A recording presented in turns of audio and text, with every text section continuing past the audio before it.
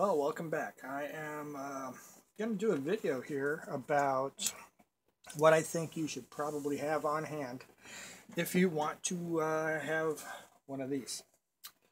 So to start out with, my mess. First item I recommend strongly, these guys. And definitely a bunch of tools. I guess your basics would be screwdriver, Allen wrenches. If your machine comes with any, that's probably a good thing to hang on to. Mine came with a couple. SD cards and such, that's always handy. But we're talking real tools. Glue sticks. I use multiple layers of glue stick. Some people just do one thin coat. I do multiple coats, especially if it's really big. You don't get a particularly great flat surface on the underside of your print if you use a ton of this, because it just doesn't. But it does stick, well, like glue. So, highly recommended. I've got those. They even come bigger, I think. I think I'm out of those. Also, this thing came with a putty knife, scraper, whatever.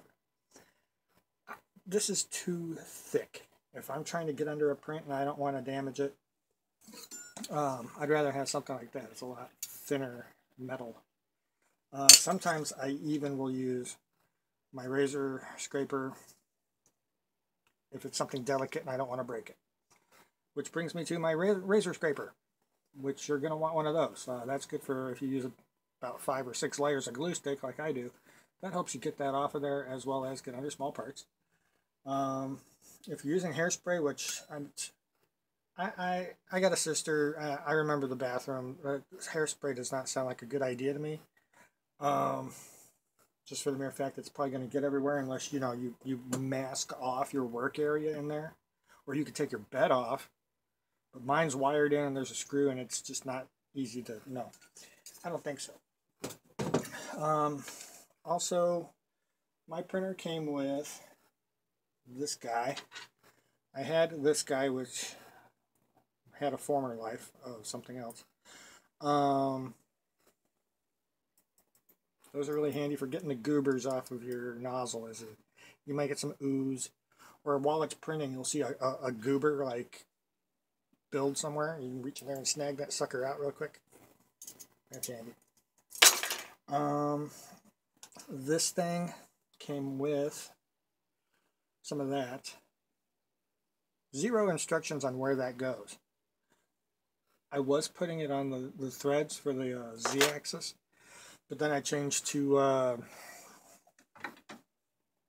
that stuff. I don't know, I felt better about it. I also, anything that's worth doing is worth overdoing. So I put oil in there and just about anywhere I feel like it. Okay. These things. Needle nose pliers and cutters. This is like a multi-pack. I don't know, it's like 10 bucks. I don't know. But wanted to show the use for these, because I'm printing this. This goes to that big giant robot hand thing. So the dealio is I print them like this, and it uses a little bit less material. I'm cheap. But you're going to have like support material up under there, if you can see that. And maybe it's really hard to get that stuff out. So you're going to need some tools. I use these crooked things to get in there. This was one I haven't done yet, and I usually start out with another tool. I've been meaning to get some picks or something. That'd be nice. But you gotta cram that thing in there and get it broken up. Again, I'm not I'm no professional cameraman. So you break that up and you get your pliers in there and it gets up under there so you can start ripping out plastic. It's not the biggest deal that I get all of this plastic out, but I want to. So once you get up in there and start removing stuff, you know, life gets easier if you get the tools for it. Anyway, so you got these crooked ones. These are flat. That's good for support material also, because it just grabs onto them and you twist them out. Cut filament, I guess, with these. These are handy for bigger things. You got to get down in there. Regular old needle nose. And yeah, those are good for cutting filament, I guess. So there's that mess.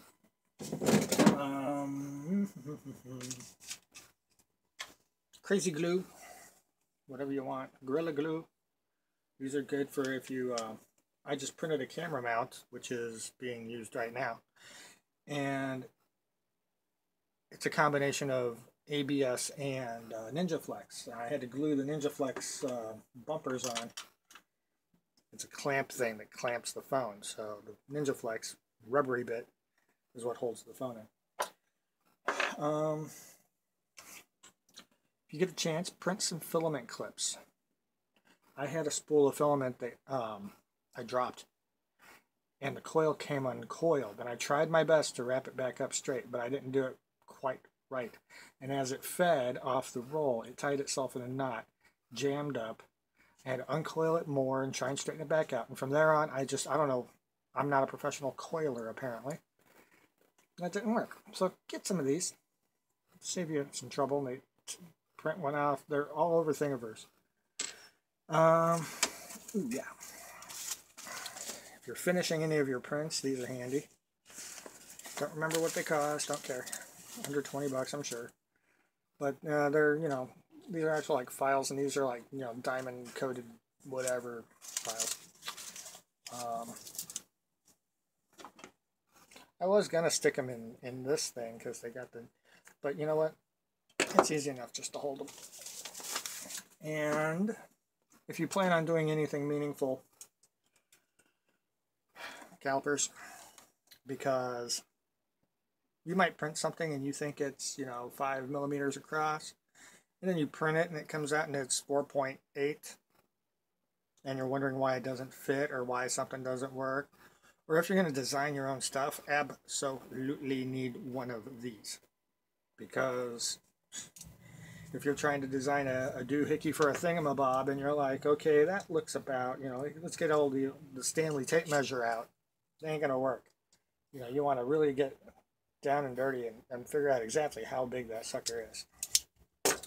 I don't design a whole lot. I'm still learning. But things I have tried to design, I've used them. The other thing is a nice little X-Acto knife type blade system. This one, yeah, this is probably a couple bucks.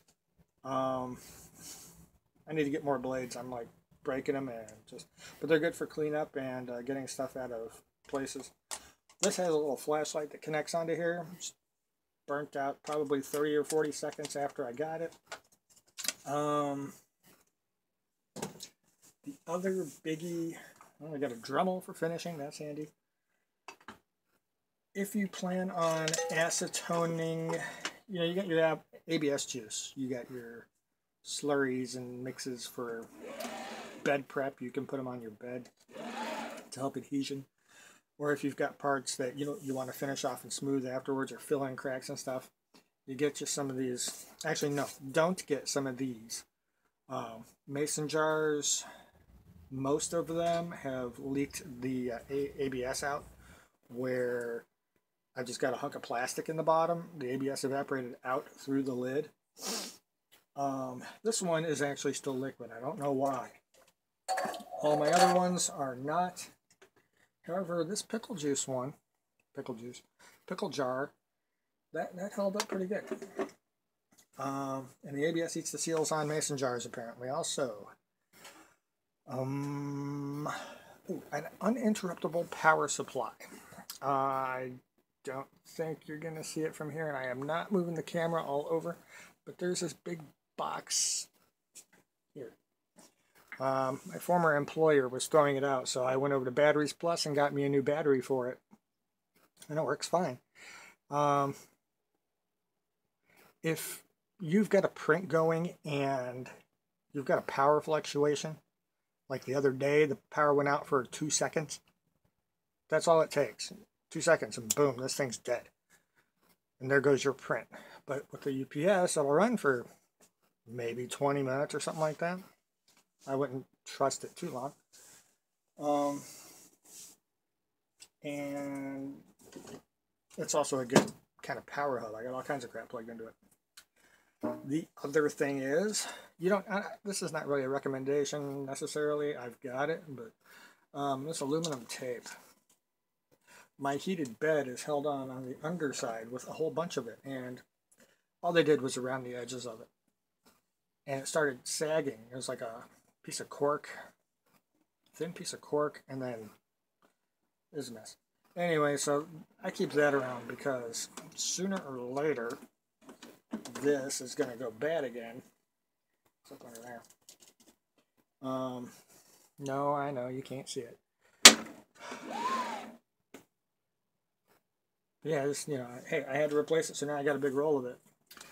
And that's, I think, about it. I mean, we can run by paintbrushes. That's good for slathering acetone on things. The big thing. I have to dismount the camera. The big thing that I was going to show you is that. It's one of those plastic totes, but the cool thing about it, I keep all my filament in it, and there's this rubber gasket. That's this blue line around here, up in there. But there's a rubber gasket to keep moisture out, and anytime I ever come across silica gel, I throw it in here. And there's a bunch in there, all over the place. You could probably buy a metric ton of it off of, eBay for 45 cents. But, just, whatever you can find, out of shoe boxes. Really, that's not too terribly hard to find if you just look around.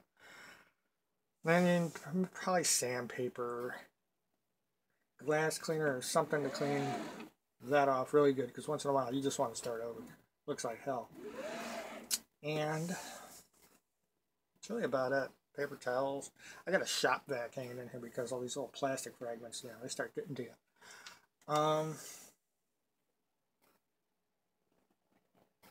Yeah, that's pretty much it. If anybody's got any questions, comments, concerns, wants to tell me to shut up, go ahead and leave a comment somewhere on this page.